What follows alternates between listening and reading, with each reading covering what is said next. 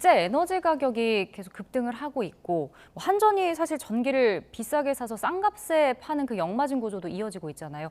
이렇게 되면 산업용뿐만이 아니라 뭐 가정용이나 업소용 전기요금도 올려야 된다 이런 관측도 나오는데 이 부분은 어떻게 보시나요?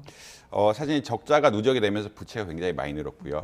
특히나 이제 고금리 상황이 오면서 이자 비용에 대한 부담이 한전 역시 굉장히 올라갔다. 물론 한전이 거의 국가에 준하는 신용도를 바탕으로 해서 저금리로 빌리고 있긴 하지만 그럼에도 불구하고 이렇게 부채가 늘어나게 되면은 이자 비용이 늘어나게 되고 영업이익을 가지고 이자 비용을 갚지 못한다 그러면 또 적자가 생기게 되고 네. 이것을 갚기 위해서 또 부채를 발행해야 되거든요. 또 부채가 늘어나는 이런 구조를 가질 수밖에 없기 때문에 어느 정도 에너지 가격 상승은 예측이 되고 있다라고 보시면 될 것 같고요.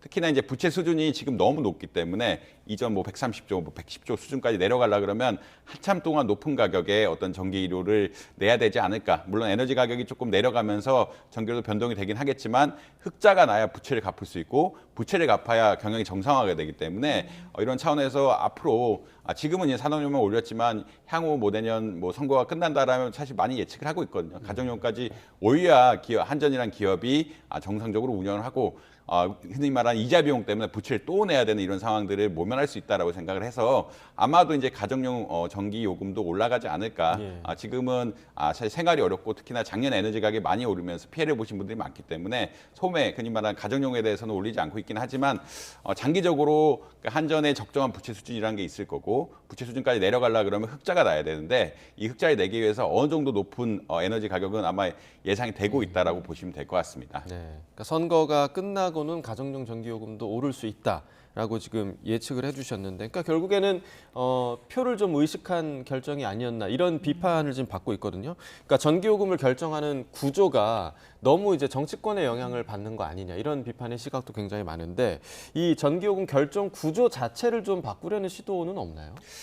사실 이제 뭐든지 이렇게 지금 한전 공기업인데 뭐 민간 기업이 사실 한전의 역할을 하고 민간이 여러 개가 있다라고 그러면 도매 가격에 따라서 사실 시장 가격, 우리나라 소매 가격이 바로바로 반영이 될 것이라고 예. 생각을 합니다. 사실 이제 정부가 너무 탄력적으로 운영하면 사실 이런 또 비판을 받게 되거든요. 탄력적으로 운영한다는 얘기는 정부가 이것을 거의 전기 시장을 민영화한 것이 아니냐라는 그런 비판을 받을 수밖에 없기 때문에 그리고 우리나라는 사실 어떻게 보자면 전기요금이 올랐을 때 대응하는 구조가 잘 마련돼 있지 않습니다.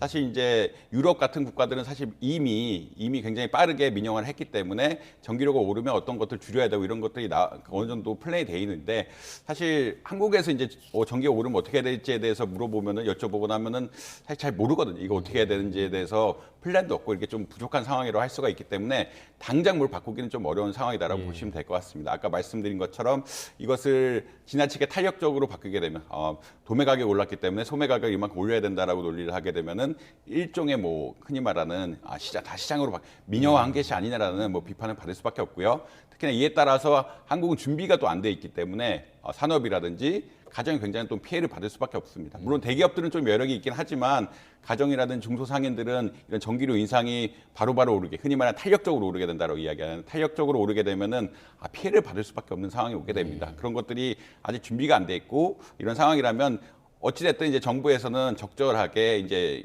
흔히 말해서 가격이 오르는 것에 대해서 조금씩 올리려고 하려는 이런 경향들이 있고요. 이제 장기 플랜을 가지고 어느 정도 가격이 올라갔을 때 또 에너지 가격이 하락하게 되면은 한전이 흑자를 보면서 부채를 줄이려는 이런 노력을 하지 않을까라고 뭐 개인적으로 생각을 하고 있습니다. 결국은 국가의 가정의 구조, 산업의 구조 이런 것들이 전기료에 얼마나 탄력적으로 그러니까 빠르게 변화할 수 있게 구성이 되어 있느냐가 이런 시책이 중요한 상황이라고 보시면 될 것 같고 아직까지 우리나라는 그런 역사적 경험이라든지 부족하기 때문에 이런 것을 전환하기는 좀 어렵다. 그래서 오히려 뭐 정부에서는 원자력을 개발해야 된다는 얘기가 계속 나오고 있는데 이것은 뭐 전기료 안정, 뭐 원가 같은 거 안정시키기 위해서 그런 거거든요.